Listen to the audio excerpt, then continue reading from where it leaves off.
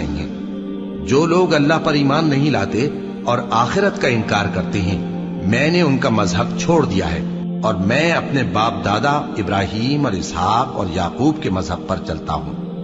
ہمیں شایع نہیں ہے کہ کسی چیز کو اللہ کے ساتھ شریک بنائے۔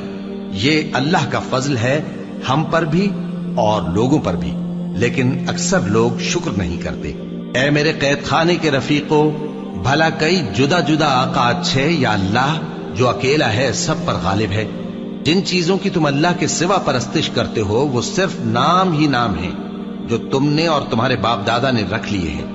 اللہ نے ان کی کوئی سند نازل نہیں کی۔